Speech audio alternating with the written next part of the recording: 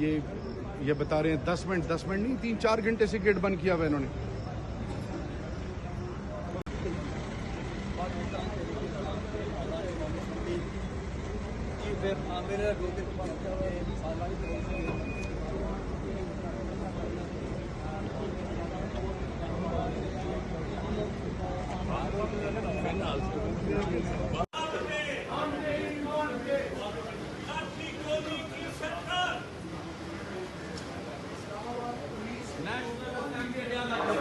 आज कलंदर ड्यूटी नहीं है।